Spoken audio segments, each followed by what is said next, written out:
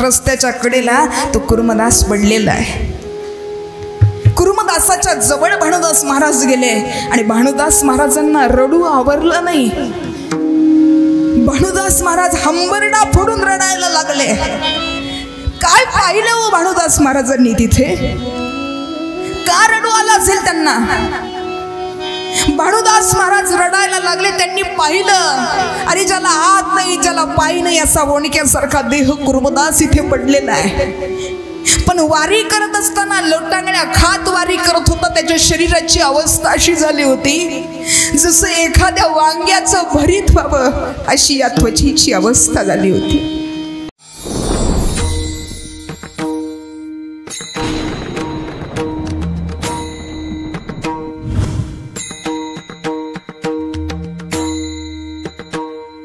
असं कोण आहे ज्याचा तिरस्कार जगानं केला?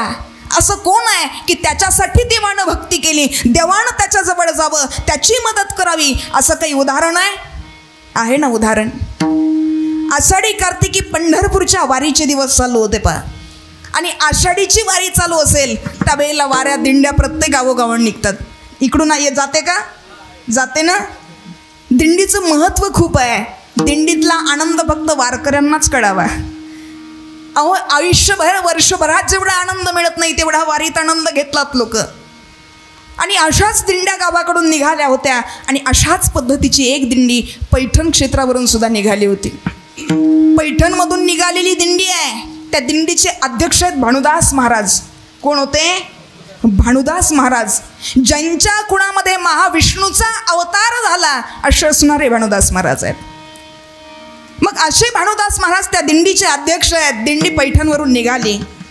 दिंडी निघाल्यानंतर प्रत्येकाच्या गळ्यात टाळ आहे, विणा आहे, मृदंग आहे. सगळीजण पावल्या खेळत खेळत निघाले आहेत. अतिशय दिंडीचा आनंद त्या ठिकाणी चालू आहे. ज्ञानोबा तुकाराम, टाळी टाळी, ज्ञानोबा तुकाराम,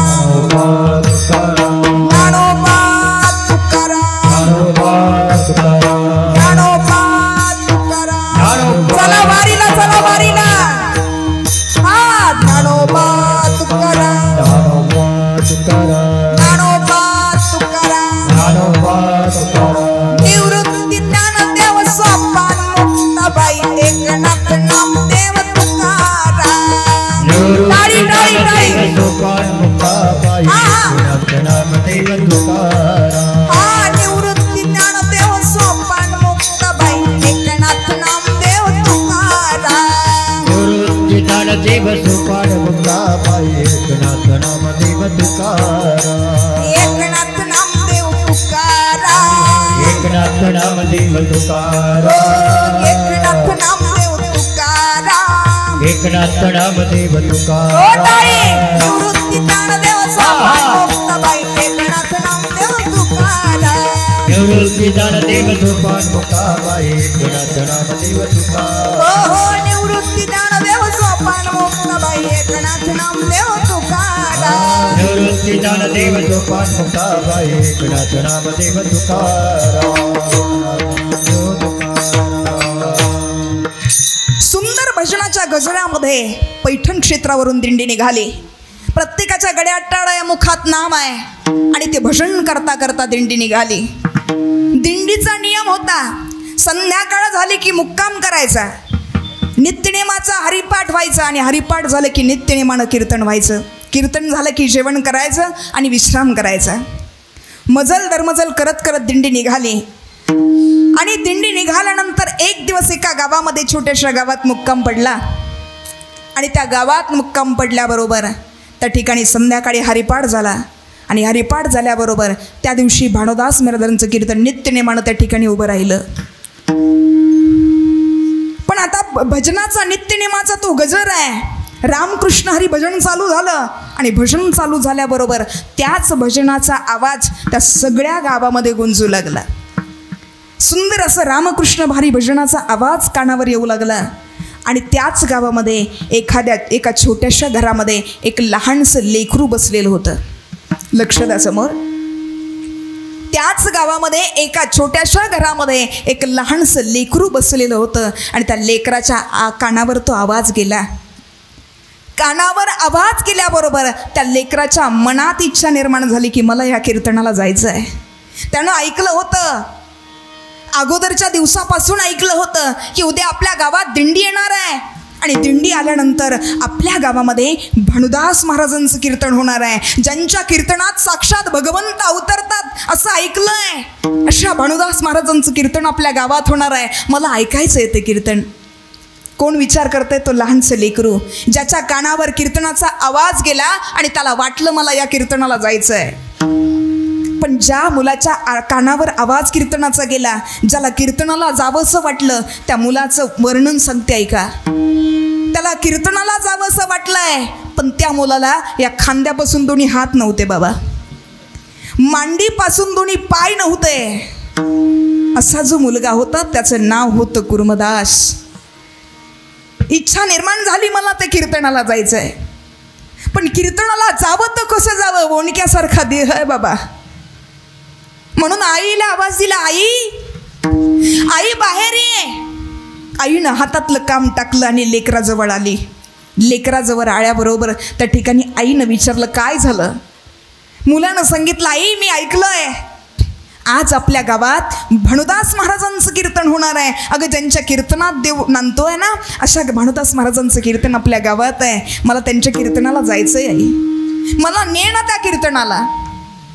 एवढं बोलल्याबरोबर आईनं त्या लेकराकडे पाहिलं, पण आईला राग आला मुलाचा. डोळे लालबुंद केले आईनं, रागानं बघायला लागली. आणि ती आई रागानं त्या पोराला म्हणते, अरे ज्या देवानं तुझं एवढं वाटोळं केलं, ज्यानं तुला दोन्ही हात दिले नाहीत, दोन्ही पाय दिले नाहीत, अरे तुला दोन्ही हात नाही म्हणून कोणती पोरं तुझ्यासोबत खेळत नाहीत, तुला दोन्ही पाय नाहीत म्हणून तुझ्याशी कोणी बोलत नाही रे, तरी सुद्धा तुला त्या देवाच्या कीर्तनाला जायचंय. कशाला जायचंय त्याच्या कीर्तनाला?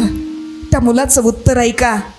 तो मुलगा म्हणतो, अगं आई, अगं हे सगळी मुलं माझ्याशी खेळत नाही, मला माहीत आहे. मला हात नाहीत, मला पाय नाही म्हणून हे जग माझा तिरस्कार करत आहे. पण मला वाटतं ग, या जगानं जरी माझा तिरस्कार केला नाही तरी तो जगाचा मालक तरी मला जवळ करेल ना, म्हणून मला त्याच्या कीर्तनाला जायचं आहे. लेकराची भावना आईनं जाणली आणि जगात एकच असं तत्व आहे, लेकराच्या डोळ्यात बघून त्याच्या अंतकरणातला भाव जाणते ना, तिला आई म्हणतात बा. तिनं जाणला लेकराचा भाव. त्या आईनं आपले डोळे पुसावेत, डोळ्यात पाणी अश्रुधारा आलेल्या डोळे पुसावेत, लेकराला उचललं त्या आईनं. आणि ज्या ठिकाणी भानुदास महाराजांचं कीर्तन चालू आहे ना, त्या कीर्तनात नेऊन मांडलं त्या मुलाला. कुर्मदासाला कीर्तनात मांडलं आणि कामासाठी आई घरी निघून आली. कीर्तन चालू होतं, अर्ध्यात कीर्तन आलं, भजन चालू झालं. विठोबा रुक्माईचं भजन करताना सगळी लोक टाळी वाजवू लागली, मुखानं नाम घेऊ लागली. कुर्मदासानं सगळ्यांच्या चेहऱ्याकडे बघितलं आणि चेहऱ्याकडे बघितल्यानंतर डोळ्यात पाणी आलं त्या लेकराच्या आणि अंतकरणात भाव जागृत झाला. आणि तो कुर्मदास देवाला म्हणतो, देवा अरे तुझ्या भजनामध्ये ही सगळी लोक टाळी वाजवतात, मुखानं नाम घेतात, मला सुद्धा जर दोन्ही हात असते ना देवा, तर मी सुद्धा हातानं टाळी वाजवून भजन केलं असतं. डोळ्यातल्या अश्रुधारा घळघळ वाहत होत्या. कीर्तन करणाऱ्या भानुदास महाराजांचं लक्ष त्या कुर्मदासाकडे गेलं.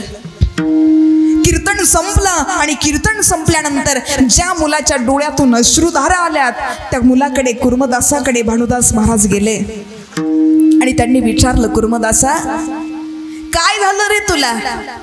चालू कीर्तनात रडत होतास, अरे कीर्तनाला येताना एकटाच आलास का? कुर्मदासानं सांगितलं, काय बाबा थट्टा करता माझी, एकटा कुठला आलोय, आईनं आणून सोडलंय कीर्तनाला. अरे मग आईनं आणून सोडलंय तर मग घ्यायला आई येणार आहे का?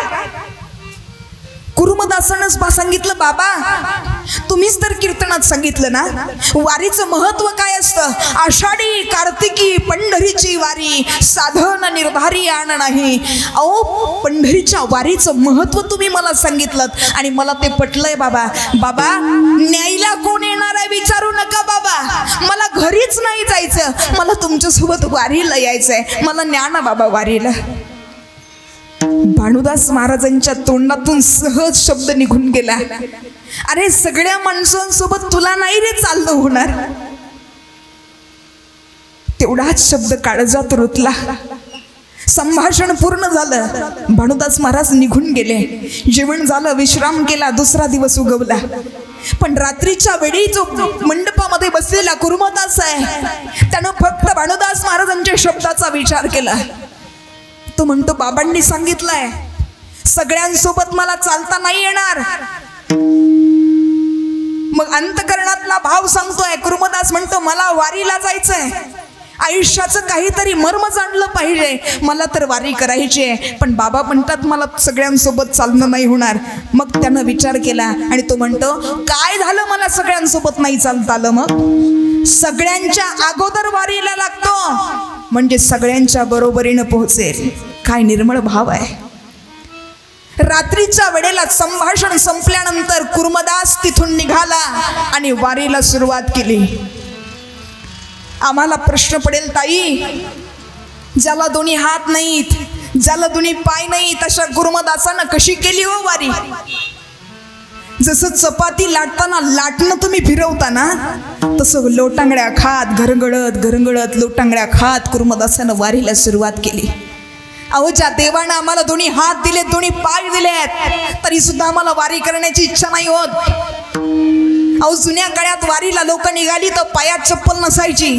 पायाला सागाची पानं बांधून निघायचं. पायात काटा टोचला तरी मागे फिरत नव्हते वारकरी.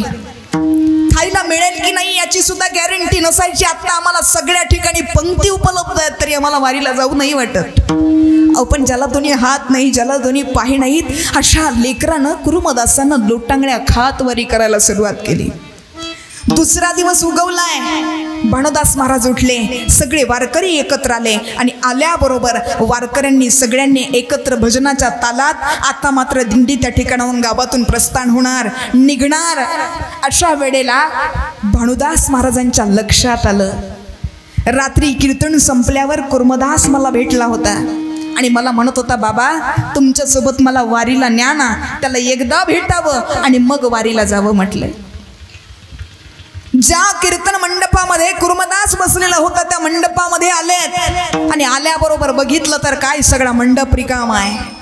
कुणीच दिसत नाहीये. म्हणून येणाऱ्या जाणाऱ्या 4 लोकांना विचारलं, का हो बाबा, रात्री कीर्तनाला तो कुर्मदास आला होता, तो दिसत नाही. लोकांनी सांगितलं, बाबा गेला असेल तो घरी, कशाला थांबतोय? म्हणून सगळ्यांचं ऐकलं आणि कुर्मदासाच्या ठिकाणी, भगवंताच्या ठिकाणी त्या ठिकाणी कुर्मदास भेटला नाही. त्या मंडपात, कीर्तन मंडपात कुर्मदास भेटला नाही. म्हणून त्या ठिकाणी भानुदास महाराज निघाले आणि पुन्हा वारकऱ्यांमध्ये येऊन दिंडी निघाली.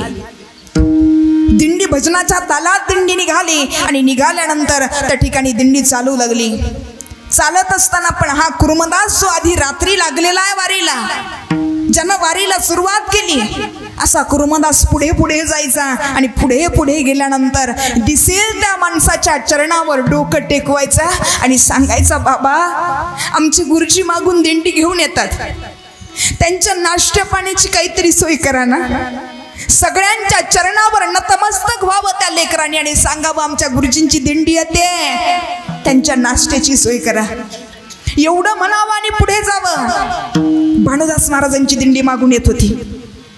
येत असताना एका गावाच्या वेशीवरती नाश्त्याचं सामान आणून मांडलेलं होतं. भानुदास महाराज पुढे गेले आणि त्यांना विचारलं, का हो दादा, तुम्हाला कसं कळालं आमची दिंडी मागून येते ते?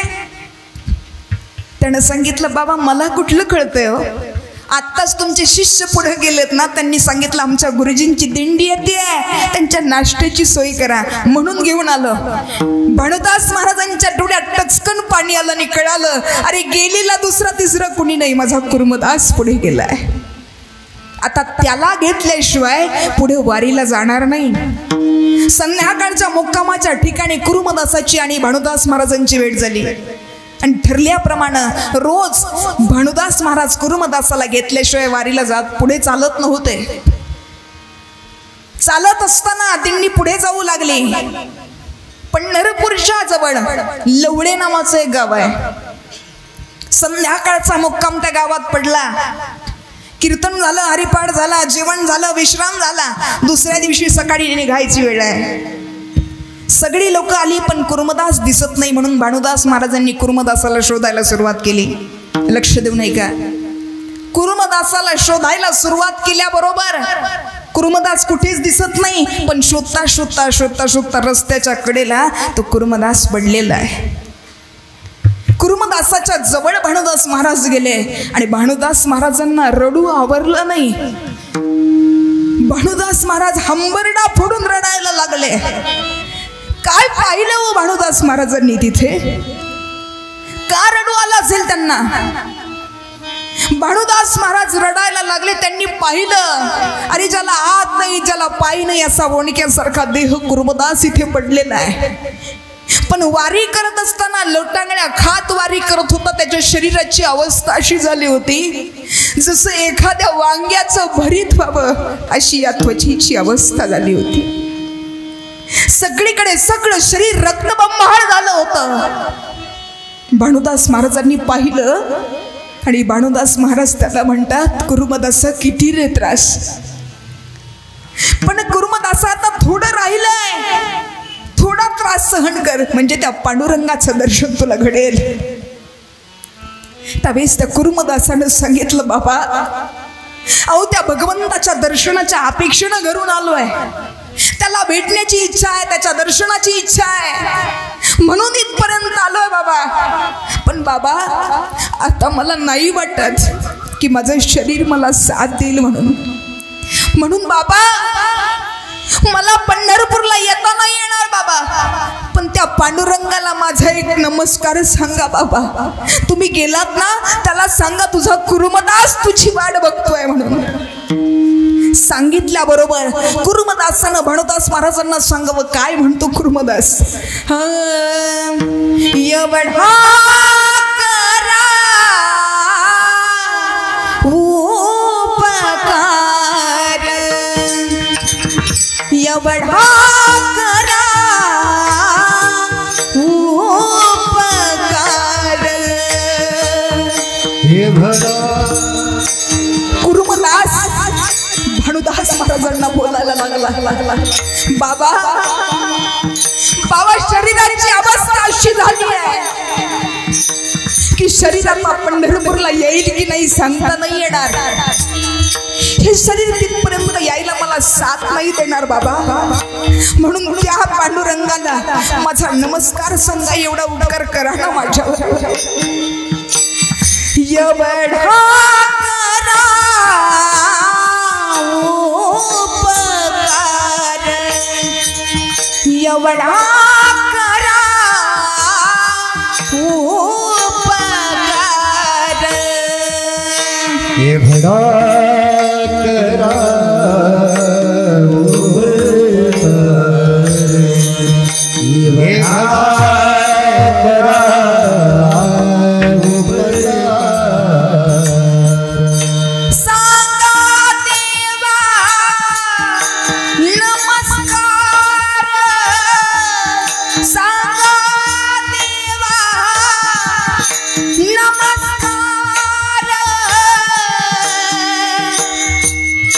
रडणाऱ्या कुर्मदासानं सांगावं भानुदास महाराजांना,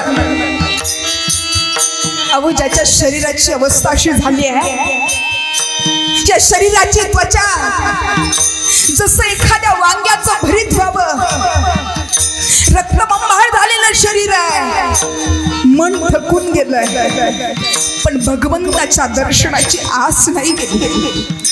त्या देवाला माझा नमस्कार सांगा ना बाबा. सांगा देवा नमस्कार, नमस्कार. एवढा करा उपकार, एवढा करा उपकार.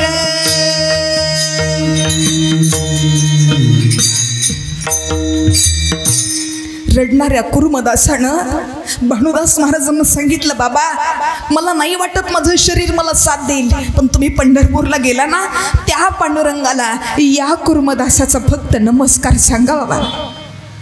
भानुदास महाराजांनी डोळे पुसले, वारीला सुरुवात झाली.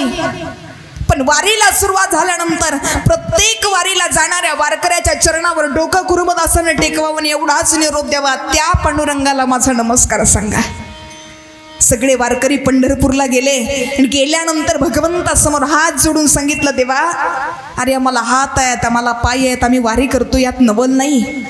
पण अरे ज्याला पाय नाहीत, ज्याला दोन्ही हात नाहीत, असा वणक्यासारखा देह कुरुमदास तुझ्या दर्शनाच्या अपेक्षेनं आलाय देवा. आणि लवडे नावाच्या गावापर्यंत पोहोचलाय, पण तिथून पुढे त्याला येता येत नाही देवा. म्हणून आमच्यासाठी इथे नाही थांबला तरी चालेल, पण त्या कुरुमदासासाठी देवा त्याच्यापर्यंत जा. एवढी गोष्ट भगवंताच्या कानावर पडावी. अहो पाषाणाच्या मूर्तीला सुद्धा दरदरून घाम आला, भगवंताला दम नाही निघला. विटेवरून ताडकन उडी मारली आणि जिथं कुरुमदास पडलेला आहे तिथं देवानं जावं. पण लक्षात घ्या, आम्हाला देव आवडतो यात नवल नाही, देवाला आम्ही आवडलो पाहिजे. आम्ही देवाची सेवा करतो यात नवल नाही, देवाला कधीतरी आमची सेवा करावीशी वाटली पाहिजे, हे नवलाची गोष्ट आहे. देव तिथे आला, अहो आम्ही देवासाठी रडतो यात नवल नाही आहे, देवानं कधीतरी आमच्यासाठी रडलं पाहिजे, ही नवलाची गोष्ट आहे. भगवंत तिथे आले आणि आल्याबरोबर